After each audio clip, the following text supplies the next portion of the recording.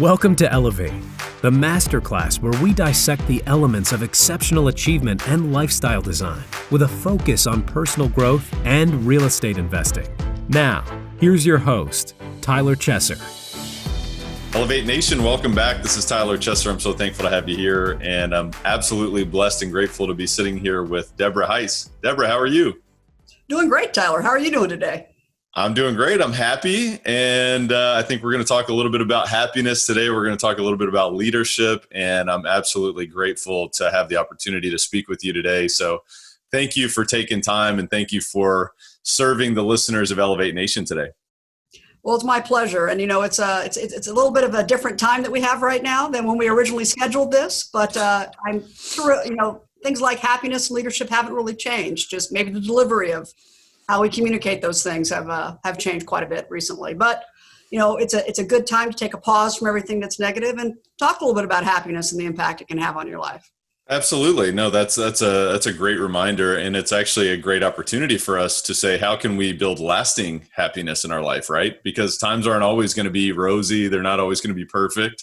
But what can we do to commit to happiness? And what can we do to commit to being a leader in our own life and a leader for the businesses that we build, the portfolios that we create, whether they're real estate related or otherwise. And so I think there's going to be a lot of validity in our conversation today, and I'm really excited about that. And with that said, I want to welcome Elevate Nation back because it's time to take it to another level. We are here to raise the bar. And I want to welcome you back to the show where our mission is to identify and apply how the best of the best are raising the bar in real estate, but also other businesses and in their personal life and in their own personal growth, to where they can really lead themselves and others to greatness and beyond. And this is where we're going to talk about mindset. We're going to talk about habits, routines, systems, tools, strategies, and so much more from an individual like Deborah so that you can apply this immediately into your own life. And I want to remind you that this is also a masterclass for leaders and those looking to achieve uncommon results and purposeful outcomes through real estate investing, which is really a vehicle and also personal growth and in their own life. And so if you appreciate what we're doing, we would certainly be grateful if you subscribe to the show, if you give us a rating, a review. It's very helpful for us as our mission is really to reach millions of people with this message, because you actually have the opportunity of living a life of fulfillment rather than just one that you tolerate.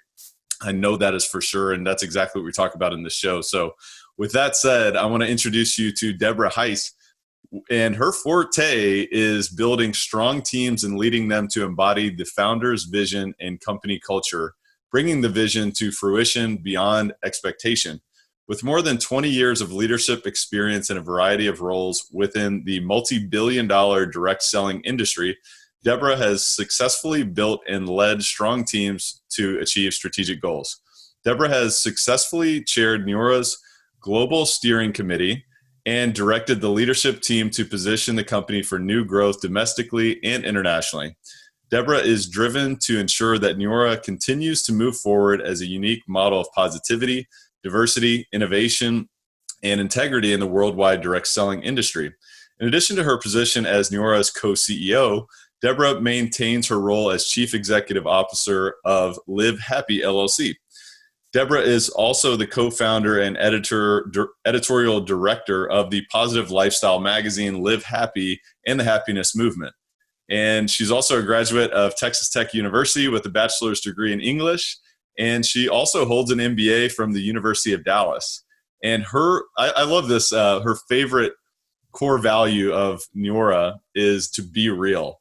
When I walk down the halls of Neora, she says, I'm most proud of the teamwork of our employees and how they demonstrate daily and their passion for helping their brand partners. She's most passionate about creating an atmosphere where everyone can use their unique talents to accomplish a common goal, which is, in my opinion, really the descriptor of what a true leader is. And so with that said, Deborah, welcome to the show. Tell us a little bit more about yourself behind the bio. Thanks, Tyler. And I probably need to shorten that up a little bit for podcasts, but it's hard to listen to yourself for that long, right? My passion really has always been in the personal development area.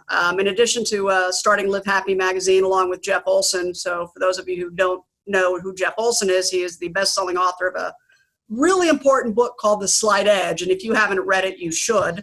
I also was the founding editor-in-chief of the existing version of Success Magazine. So I've really been in the personal development space on I like to say on a learning, as a learning platform for almost 20 years. Just getting the opportunity to sit at the feet, so to speak, of so many people in the personal development space. It really inspired me to realize that we are all in control of our own lives. And then, making that transition in, really the early, around 2011, 2012, to move into the happiness space and discovering that happiness, as we talk about it, isn't just personal development. It's personal development with science behind it, because we have all these people out there studying positive psychology, and actually, doing studies on what can we do to improve our overall personal well-being. And I just became fascinated with it. And, I have a very traditional corporate job at Neora. I'm a co-CEO managing finance and operations and all of those fun things. But the reality is the softer skills of personal development and the things that you learn in happiness apply directly to those. So that's been really that's been my personal journey that I've been on. And I'm just so fortunate that I've been able to blend that with my career journey. I love it. And I totally agree with you and totally resonate with you with the fact of saying that we're all in control of our own lives, right? We get to choose, really the thoughts that we believe. And that's one thing that I was able to really kind of change my life significantly on is, not to realize that, as a human being, the evolution of a human being, we've been sort of wired to look for the negative. We've been wired to look for the challenges in our life so that we can solve them and so that we can survive and pass on our genes, right? So I'd love for you to dive in a little bit more, as you mentioned there, personal development with science-based sort of understanding. Talk to me about the science of positive psychology. Well, when we talk about positive psychology, it's really a relatively new science. I mean, a gentleman named Dr. Martin Seligman, who's at the University of Pennsylvania, was the head of the American Psychological Association I used to know the exact date, I can't recall at the moment, but about 20 years ago. And he stood up as founder of that organization and said it was time to not only look at psychology, the study and the science of psychology, as a way to make sick people normal, which is really what psychology was focused on for the prior 100 years, to starting to look at psychology as how can we make normal human beings thrive. So the study of positive psychology took a turn, actually was kind of born out of that keynote speech that he gave, and he's still a very significant leader in it. But we started studying what made average people successful, what would make ordinary people reach their top human potential. A lot of the discussion of positive psychology is around happiness, but when we talk about happiness, we're talking about the happiness is the emotion that you feel when you're striving to reach your full potential. This is not happiness in terms of, hey, I rode a roller coaster and I got an adrenaline rush, or I ate an ice cream cone and it's the best thing that ever happened to me. This is the happiness of finding congruence in your personal life and the emotions that you feel when you're striving to reach your best potential.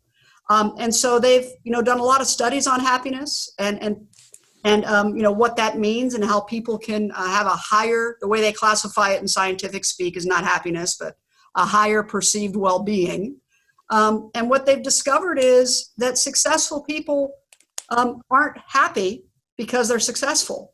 People are successful because they're happy. And by our definition, right? So, we always think that, when I get the house, when I get the car, when I get the job, when I graduate from college and I get the job and I can buy my own car and move out of my parents' house and I have a successful career and then I meet my spouse and I'll be happy then. Well, the reality is, if that's not in congruence with who you are, if you aren't doing what it takes for you to strive towards your best potential, meaning if you don't have your own personal happiness, the likelihood of achieving those things diminishes dramatically. An interesting study that was done by a gentleman named Ed Diener was about income. And what he studied was people in similar jobs, and people who had a higher positive well-being, so people that were happier, earned 30% more than their less happy counterparts in the same job. People are healthier, they live longer, everything that you want in life is probably keyed on you finding this congruence, which we call happiness, in your own life. And here's the great news. There are things you can do to do it. It's a very, like Jeff's book, The Slight Edge. In fact, happiness is a slight edge activity. Yeah. There are things you do every day and thoughts you have every day and actions you take every day that lead you in the direction of being happier. So it's a great, I hope this is an overall view of, to answer your questions, but really it's a great practice to research, study, develop. And here's the thing, it doesn't take a lot of time. What it just takes is a little bit of commitment. It doesn't even take the hour it takes to go to the gym. It just takes a few minutes every day and putting your mind in the right place. Are you someone who's seriously looking to elevate your life, your business, your real estate portfolio, your cash flow, your deal opportunities, your access to opportunities, your network this year? Well, if that's you, then I invite you to visit coachwithtyler.com, because I'm currently opening up a few coaching spots for people like you who want to close the gap from where you are to where you want to be, and really, expand that beyond your wildest dreams and explode your business, explode your deal opportunities, explode your vision for what you're looking to create. If that's you, I invite you to visit coachwithtyler.com. I really have to tell you that this is not for everyone. This is only for those who are decisive. They're committed. They're willing to do whatever it takes. They're willing to invest time, energy, and resources into themselves to get to where they want to be and to live a life without limits, to elevate to a life without limits, which is really what we're all about on this show. If that is you, again, I invite you to visit coachwithtyler.com. Again, that's coachwithtyler.com. Walk us through that. There's a few things I want to dive into with regard to what you just said. A few things, that just stuck out to me and that I know have been true in my own life. They've been true in clients' lives and partners' lives that I've observed and that I've just really lamented on with various different individuals that are important to me, is that the emotion that you feel when you're striving to reach your full potential is when that true satisfaction, that true happiness, this true pride in yourself and the true pride in, putting yourself in, discomfort and overcoming obstacles and learning something new and becoming something more. I know for sure that is when true and deep happiness occurs, rather than, as you mentioned, drinking the soda or having the ice cream cone or whatever it may be. And I also know that the end result, we're striving for goals. A lot of times, we may have material goals. It may be, hey, look, I'm looking to strive to accomplish this so then I can buy this vehicle or whatever that may be, or go on this trip or whatever it may be. So certainly it's good to have those things, but I just think that it's what you're saying is the science shows that it's really the journey and not necessarily the destination. And then also having a congruence with the understanding that it is about the process. It is about the daily kind of showing up. And as Jeff mentioned in his book, it's making decisions. It's like your destiny is shaped in your moments of decisions. And also it sounds like your happiness is as well. It is. We talk about that striving, and there's a book, a very important book in the happiness space by a gentleman named Mikhail Csikszentmihalyi. Don't ask me to spell it. Nobody can, but it's Mikhail Csikszentmihalyi. And it's a book called Flow. And have you ever been in that sense of when you're working and you look up and an hour's gone and you can't believe it's been an hour? Yes. That's flow. It is great to have goals. We all know that. But to have the goal at the expense of congruence is the problem, right? If what you really want is a mansion, right? And you get a mansion and you work really hard and you get there and you get that, in 6 months, it's a house. It's where you live. It's no longer, does not give you as much joy to acquire your goal as it does to drive towards your goal. And I think we all know that intuitively. I mean, the car that you wanted in high school that you may have gotten after you graduated from college, do you want to drive that car today? Maybe, depending on, but most people probably not. It is about aligning what you want out of life with how you're spending your time. So, there's some simple practices and some of it's just getting out of the negative space in your head. You mentioned earlier that, we all kind of live this looking for the problem to solve life. That's genetically wired. We were for hundreds of years more worried about spiders, snakes, bears, tigers than we were about, the electric bill, because the electric bill didn't exist. If you think about it, human beings since, 1900 have made dramatic leaps forward, which our genetics did not follow. We are still wired to look for those tigers. We are still waiting for what's going to come out of the woods and, bite us on the leg, literally. And that puts us in a negative mindset, but it also means that we more naturally gravitate towards things like negative news. We turn, if it bleeds, it leads, because we're fascinated by it, because we're creating scenarios in our own heads. We create concern, we create worry. The vast majority of local news has nothing to do with us. It is very tragic that somebody got in a car accident. It's tragic that a convenience store got robbed. It's tragic but honestly, what does that person lives 50 miles from you, their tragedy, have to do with your life? But instead we engage in it. We engage mentally in these, listening to things that don't have anything to do with us. We engage mentally in negativity. Whereas if we stop doing that and instead engage on the other side, believe it or not, we can rewire our brains. So there's a real simple activity that's recommended by several positive psychologists. And all it is every day, choose one of two. Don't do both of these things, but choose one of these things. Either write down 3 things that you're grateful for. Doesn't matter what they are, other than they have to be specific. In other words, you can't put your wife, your son, and your daughter by their names every day and have that work. Because you have to really think through, what am I grateful for, and be specific. Just take 5 minutes to do this at the end of the day every day. Eventually, and here's the other kicker, they've got to be unique. So it's got to be 3 things different today than they were yesterday, right? Eventually, after 21 days, you're going to have, see if I can do it, 63, 66 things to be grateful for. Or 63 things to be grateful for.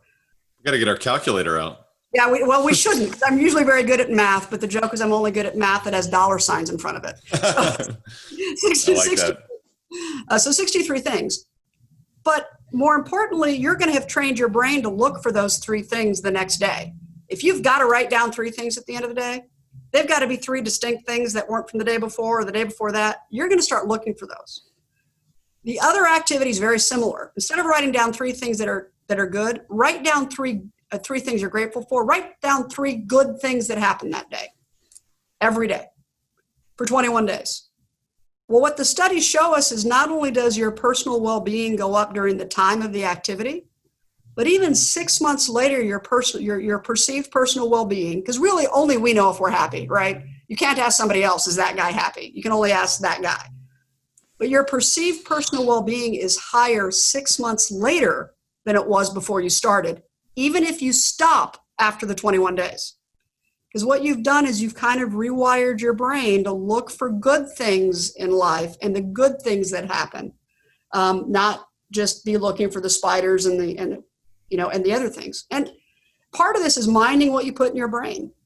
I mean, the more negative you put in your brain, the more you watch the local news, the more and I'm particularly picking on the local news because it is particularly bad in most areas. The more you put negative thoughts in your brain, the more your self-talk is negative. I mean, we all talk about, I can't do this, I can't do this. Well, imagine if you did. You can't, but imagine if you did. Because that's the only way you're going to get there. Because if you can't imagine that you did, how are you going to figure out the process to get there? It's a lot of the same things we learn from personal development, but it's got some scientific studies behind it. Be cognizant of what you're putting in your brain. Focus on good things. Look for good things.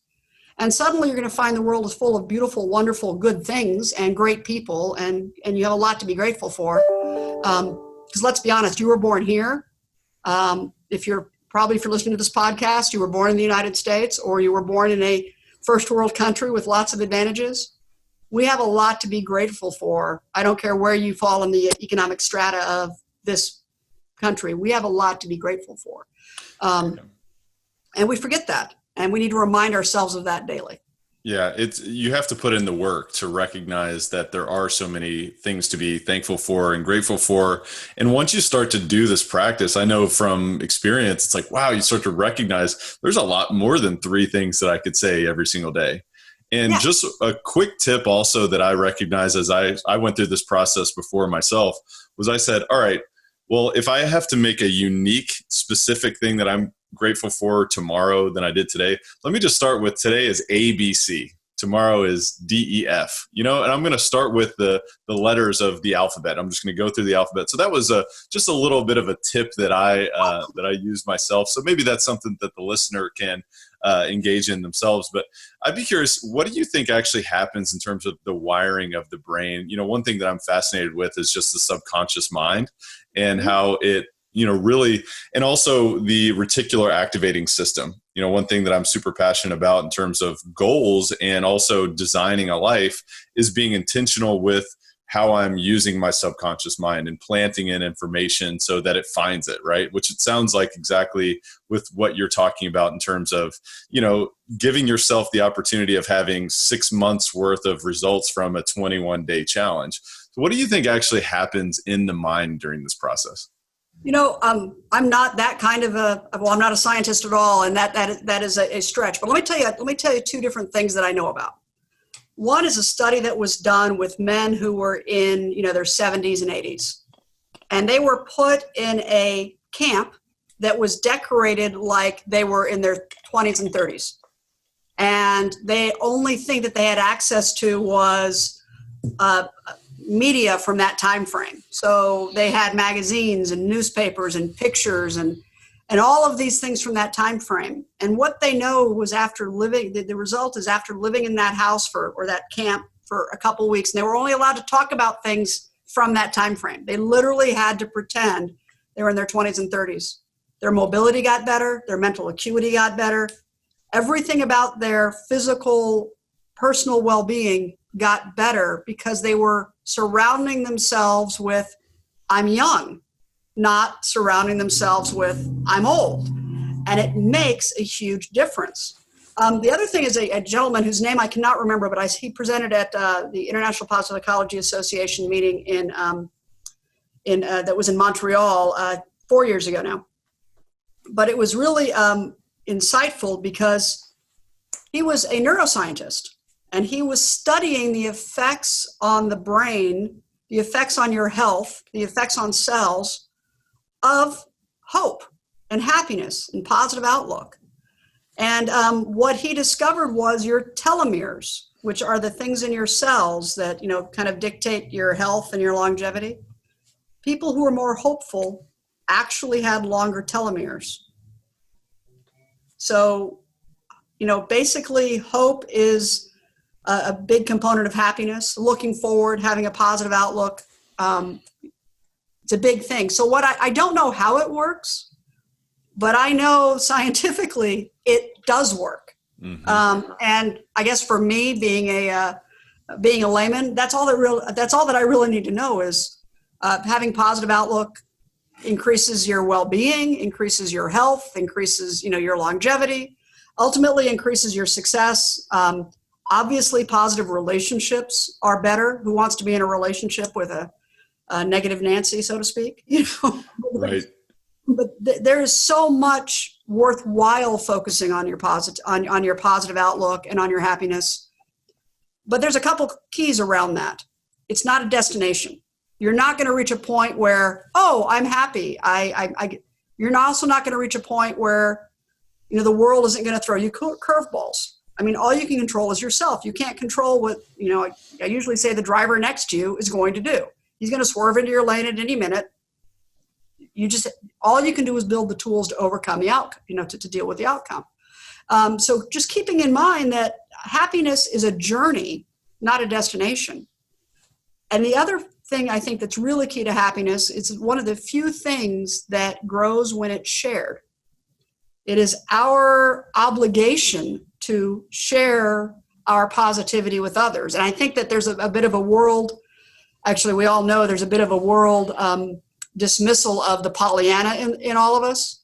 But you can be positive without being a Pollyanna. And one of the biggest things in the workplace or in success is not engaging in doomsday talk or negative, the water cooler talk. I mean, how many times have you talked to somebody about, first thing in the morning, oh, my drive to work was absolutely horrible and I can't believe it. And that's the way they start the day, and that sets the tone for you every day. You try and be the person who goes, you know what? I had a great drive to work. I listened to Tyler's podcast on the way in. You should check it out. I mean, it is okay to be the positive person in the world. And I think that we somehow need to give ourselves permission to do that, because we are kind of the outliers right now. Yeah, we are. And it's really important for us to understand the evolution that got us to this point, and that it's really an uphill battle. It's a little bit uncomfortable. You got to go through a little bit of discomfort, and you got to be a little bit different and a little bit contrarian to accept a happy life and to accept a life that's filled with hope rather than despair, rather than negativity. Because if you're not careful, I mean, it's much easier to go to the default state. So what are you going to do to step out and be different? And I love the concept that you just mentioned, that it grows when we share. And what a great concept that you can actually improve your own happiness, improve your own hope in your life if you share it with someone else. And if you are someone who can allow sort of a little bit of a domino effect for someone else, and recognize that we all have thoughts that are negative, but what can we do to focus on the positive? And also, I just wanted to highlight just a few things. I mean, we're all striving to build a life and to design a life through our own personal growth, through building businesses, through our real estate portfolio. At the end of the day, if you think about it, what we're really after is probably happiness. It's probably freedom. It's probably, impacting other people. But at the end of the day, we're seeking emotions, really. And it's really interesting when you really boil it down. And not only that, but if you can actually, focus on these processes and just this way of life, as Deborah mentioned, you can experience perhaps even 30% more income. You can actually even lengthen your telomeres. And neither of us are scientists here, but if you study that concept, we're talking about longevity. We're talking about epigenetics. We're talking about health and quality of life, not even just longevity. But what does that all look like? I just think it's so exciting. And we have the opportunity, we have the choice to draw the line in the sand and say, look, that was me yesterday and this is me today. And so what are we going to do to commit to that on a daily basis? And that's one of the things I think is so important with personal growth is, we should certainly be proud of our commitment that we've already committed to and what we've done up to this point. But it is about showing up daily. It is about, really it's who are you today and what are you choosing to believe today and what are you choosing to act today? So with that said, Deborah, talk to me about your own personal growth and, what does that look like for you and what are you committing to showing up on a daily basis yourself? One of my biggest transformations since I started, really researching more about happiness as opposed to just traditional personal development, was the concept of the importance of engagement. So I have 3 children. I have a family. I have a big job, I guess would be the best way to put it. A couple big jobs, actually. For me, the challenge was always, people are always asking you, how do you find balance? I don't believe in balance. I don't think there's a right amount of time to spend on one thing or another, or, I believe that you do what's important to you and you engage fully in what you're doing. So that means when I'm watching my children play hockey or soccer, I'm watching the game. I'm not on the phone having a conversation with, somebody else, so that when they score a goal or they make a play or something, they look up and they see me watching them and cheering them. Well, the same is true in a business meeting. If I'm in a business meeting, I'm not on the phone. I'm engaged. I'm not texting. I am talking to the people I'm in a business meeting with. If you have a sales opportunity or you have somebody who needs some coaching, that is their time. I am fully engaged with what I'm doing with them because that is building trust. It's building a stronger relationship. But more importantly, I get more done that way. When I go to the gym, I'm at the gym. I'm not, I'm not doing something else. I'm not thinking about something else. So for me, my biggest change in my last 10 years has been the ability to be engaged in what I'm doing, not just going through the motions. That means writing an email and reading the email, not just, oops, I sent that. And and it's hard. If you think about it, if you have that focus every minute of every day, you'd be exhausted. So you have to build in times where you're reading or playing or research or whatever it is you're doing.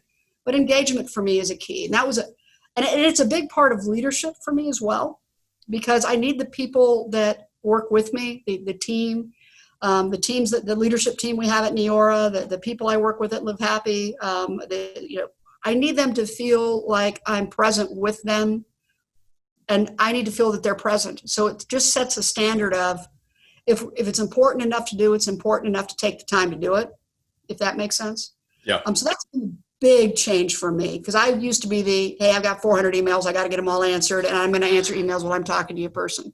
Right. I'm not that person anymore at all. Right. No, and it's not easy as well. I totally can understand, just being present with another individual and being out of balance. As you mentioned early in what you just said there, was that balance is never going to be something that you fully accomplish in your life, especially if you're wanting to, play at the highest level, especially if you're wanting to do big things, impact many people, and be a leader. There's many different demands of your attention, of your energy. So talk to me about that in terms of your other leadership principles, I guess, so to speak, that you really live by. I mean, how do you instill motivation and inspiration within your team on a consistent basis? Well, I mean, it does benefit that my co-CEO is Jeff Olson, so motivation and inspiration does come from that side of the aisle quite a bit. But to be honest, my transparency is huge to me. I don't think people should wonder whether they're doing okay. I don't think people should wonder that you've got some ulterior motive in what you're talking about. I think being transparent and being direct takes a lot of pain out of difficult conversations. I'm really big on not being scared to have the difficult conversation. It's huge, because if you once you lose confidence in somebody, if you don't have the difficult conversation and get back on track on your confidence, they can't win. It's not about whether you can win, they can't win. And if you're working with a large team and somebody can't win, that means the team can't win. Have the difficult conversation, but also remember there's a few things about people you need to remember. When I leave the building, I'm no more important than the person who cleans the building, cleans the bathrooms after I go home, ever. Because my family, my income provides for my family, their income provides for their family. They have people that love them. I have people that love me. No one on this earth is more important than anyone else. Your job may be more important to an organism, which is a business, but a business is not a person. So just keeping that in mind when you deal with someone, particularly when you're having a difficult conversation, that they're a father, a mother, a son, a grandfather, a grandmother, whoever it is, treat them like you would want your own family member to be treated, even though you have to have the difficult conversation. So that for me is a big one. The other one I actually practice quite a bit is it's not adult daycare, which means I don't want to be surrounded by people that need adult daycare. I want the team, and we have a team here, and we're very blessed with having a team here that has been hired to do things that they are passionate about. The number one thing for success is if you're doing something that you're passionate about, you're going to do it. You don't need to be managed. You certainly don't need to be micromanaged. It's going to be an exchange of ideas. It's going to be a broadening of what the team can get done if you have the right people in the right seats. You can hire people that have the right tools but don't have the right passion. And it's easier to teach tools than it is to teach passion. And I know a lot of your listeners are independent. Same goes for people that you're doing contracts with, you're doing things with. Go for the person who's passionate and bringing the ideas, not the person who's waiting to be told what to do. And you're going to have a lot more success because we are limited by our own individual timeline, right? I've got 24 hours in a day. That's all I can spend. The way to get more done is to have more people, Jeff has a great saying, which is two great people can make a third more powerful mind when working together. That's a philosophy that we have here. We're a very flat organization. We don't have layers and layers because we have contributors at all levels. And I love it. I like that aspect of coming in and knowing that somebody, and we don't care who, could bring the idea that turns the corner on anything or that makes the thing that much better.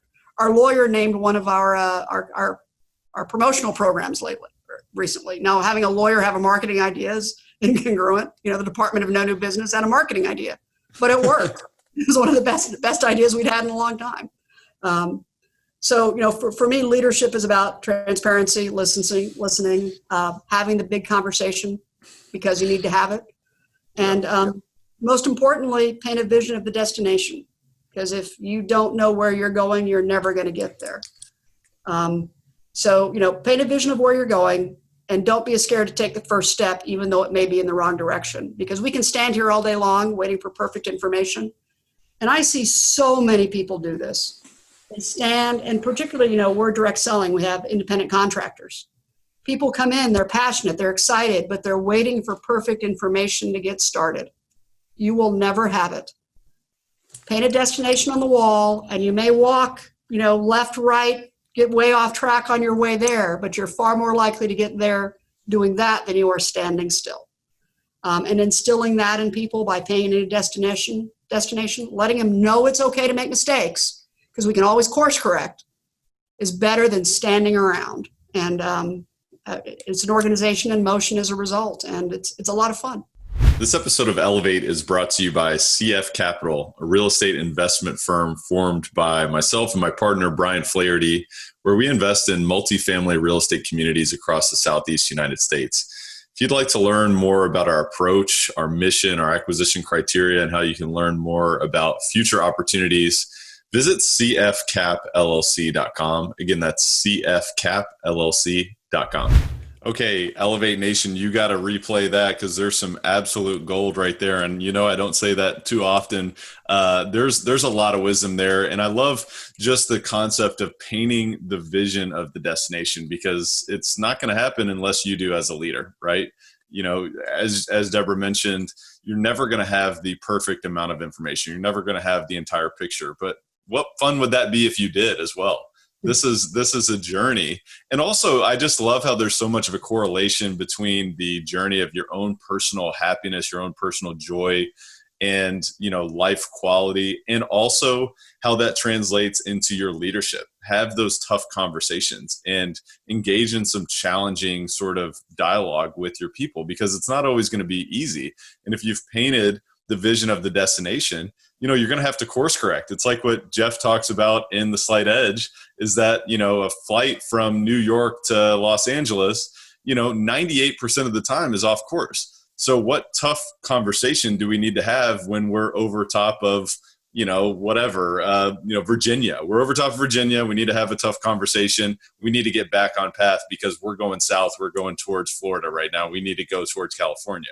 So I just think it's so important for leaders and people who are building that vision to be bold, and then to continue to do the hard things and recognize how much satisfaction, how much joy can you build within your own life, how much more results can you create through that process, but then also how much more longevity, how much more health can you create at the same time. It's totally the it seems like the recipe for life success. So I appreciate you sharing that. And Deborah, talk to me about, what are you guys doing now to raise the bar? Because we're always, with Elevate, we're all about sort of getting to the next level and expanding our limits. So what's going on in your company or in your leadership team in terms of going to that next level?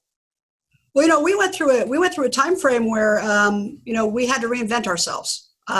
We are a direct selling company that is extraordinarily customer driven, which means that 80% of what we sell goes direct to a consumer who's buying from their friend, who has no idea that there's a compensation plan attached to it at all. They buy the product because they love it, which is very different from the majority of our brethren.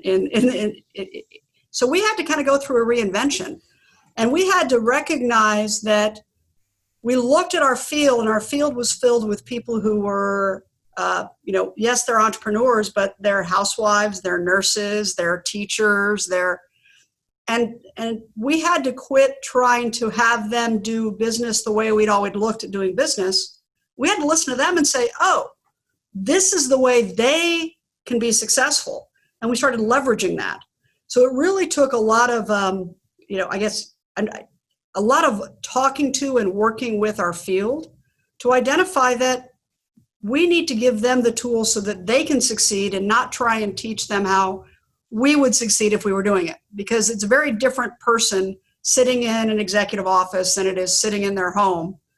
And we learned a lot from them. So we went through a reinvention, and it's been a lot of fun. We went through that, really started last year, and the beginning of this year kicked it off. And even right now, we're experiencing month-over-month growth, and have been all year, which is domestically in the United States and Canada. And now now that we've done that here, we've got an international organization. We're looking internationally going, okay, what are we missing there?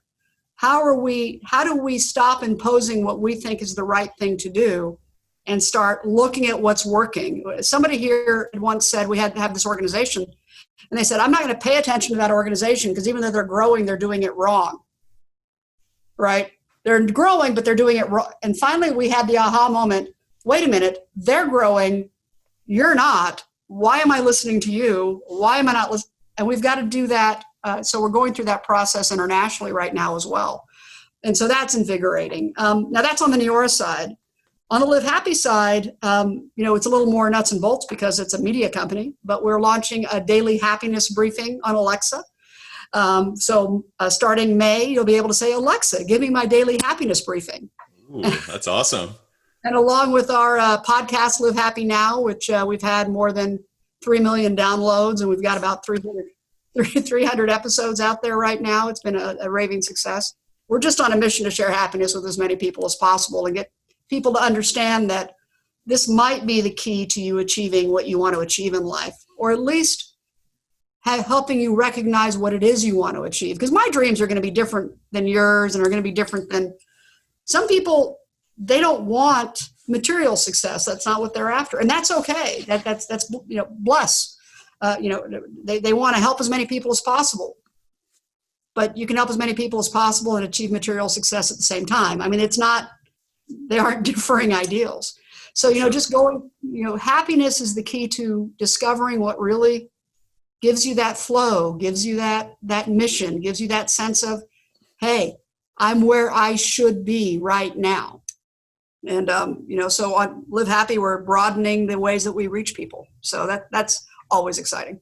Yeah, I think it's a great reminder for all the listeners is that, while you may have some discontent in your life, maybe you're striving for more, you are still where you are supposed to be right now. So take that, have some gratitude for your place in the journey right now and be grateful for your drive to accomplish more and to create more in your life and to give back to others. And I love the reframe as well, because at the end of the day, the more people you help, the more material success you may be able to experience yourself as well. So I think that's amazing. And also I wanted to highlight, I asked you this question and you're demonstrating great leadership in the fact that you're saying, all right, well, what ideas do our people have for us? We don't have all the ideas as leaders. I think that's another thing that's super important for us to highlight is that, we may paint the vision of our destination, but at the end of the day, we may not have every answer, right? We don't have all the information at any given point in time, as you mentioned earlier. So what can we do to engage the people who are a part of our vision with us or a part of our organization? And if you're a real estate investor, what can you do to engage your property manager? What can you do to engage your administrative team, your residents, your tenants, or whatever it may be, whatever asset class you're investing in. And the same goes with all businesses. So I just think there's so much to be highlighted there. And I really appreciate you sharing that. Deborah, what are you most excited about these days? What's really getting you invigorated today? We're right in the middle of a transition, like I said. So that's fun. The other thing that's really fun is we have a team here at the office that, you look and you find the right pieces and you think you found the right pieces and you find out. And I feel like we found the right pieces for the first time in a long time. Some of the other pieces we had were the right people for the time. You have the right people for now, but they aren't the right people for then. So I'm excited about the team that we have coming together. I'm actually, excited about getting everybody together because we haven't been able to do that in a long time, and that exchange of ideas. It's really fun because we've done a lot of course correction over the last 3 years, and it put us in a position now to where we're actually focused on growth and focused on the fun stuff. Because for me, growth, I'm not the right. If you want to make 1% more per year, I'm not your kid, right? I'm not the person you want to have in the seat. That's not exciting. What's exciting is taking it to more people and getting more people involved, growing, being larger, impacting more lives. That's what's important to me. I want to give you an example of a goal setting real quick, because we have this project called Happy Acts, and we started it 5 years ago. And basically we put up large orange walls in public places on the International Day of Happiness, which is March 20th. And the first year we did 30 walls in I think it was in 6 countries, and it was phenomenal. We were super excited about it. Well, 3 years later, we met and we set a goal of 1,000 walls. So last year, and so I had people on Live Happy, how are we going to do this? And they came up with all sorts of ways I never would have thought of. A way to host a wall in your own home, a business kit, a download. Now, this is things people volunteer to do for us. They don't get paid for this. They stand out and they ask someone who's walking by to fill out a card that says, I will make the world a happier place by. Fill in the blank, put it on the wall, get an orange bracelet that says Happy Acts, move on. It's a social intervention day to make people aware of happiness. We did 1,700 walls. 5 years after we did 30. Total volunteer army. People were buying their own supplies, hosting their own walls, because we put out there a goal and talked it into existence, and the team found more ways to engage more people. And the only thing we really changed was our goal, because before it was, we need to own the day and we need to live happy on all of these walls, and this is a Live Happy promotion. We changed it from being that to being a promotion of happiness. And we don't care if your wall's orange. We don't care if it's in your house. We don't care if it's in a school. What we care is you come to our website, happyacts.org, and register that you put one up there and send us a picture. That's all we care about. And just that reframing of what we were after, because what we're really after is to make people aware that happiness makes a difference, not to have Live Happy on an orange wall in every city. That'd be nice, but I guarantee you Live Happy's on large orange walls in a lot more cities than it would have been had we not reframed our goal, which was to introduce as many people as possible to the concept that they're responsible for their own happiness and they can make the world a happier place. So that's one example of a reframing of a vision that changes activity. Speaking it into existence and getting rid of, really fretting over the how and just letting it happen, bringing in the who and the why, and speaking it into existence and having some faith that it will come true, and maybe it'll come true even greater than your wildest dreams. So what a great reminder and a great inspiration for us all to create that vision and to step into that and allow the universe, allow others to create that vision with us. So I appreciate you sharing that. Deborah. I'm sorry, and don't limit your vision to what you can imagine. Ooh. Don't limit it to what, because if you think about it, if we limited to what one person could imagine, we probably wouldn't have a computer today. It's so true. Might not have an automobile today. Collective visioning does benefit. That's so true. And I'd like to think that I'm creative and I think big and I think outside the box, but we all have our own sort of limits in terms of what our brain is allowing us to see right now. So as you mentioned, it may have been before we started this discussion, but 2 minds can create that third mind. How many different minds can you bring in to this discussion or to this brainstorm? How many different, more powerful minds can you create through that process? So I love that. Deborah, I want to transition into our rapid fire section. We call it the Rare Air Questionnaire. And it's all about, raising the bar and scaling the mountaintop and going through a little bit of discomfort to experience what's on the other side of that discomfort, which may be happiness, which may be joy, which may be satisfaction in our own progress. But I'd love to know, if you were to point to 2 or 3 of the most impactful books that you've ever read, what would those be? Well, The Slight Edge is way up there for me.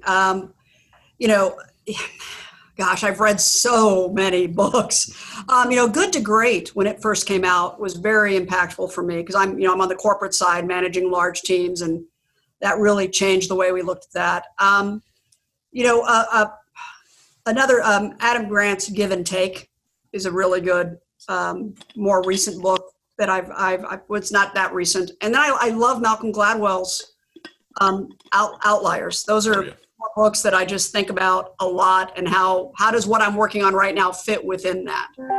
Yes. And how can you attain 10,000 hours? How can you, study and grow and practice and get into the zone, really, because that's what the outliers are, living in that zone, as you mentioned earlier. But yeah, some great books there. I'll definitely put links in the show notes of all those books. So appreciate you sharing that. Deborah, outside of what we've talked about today, what would you say is the biggest way that you elevate your life on a daily basis? Oh, outside of what we've talked about today.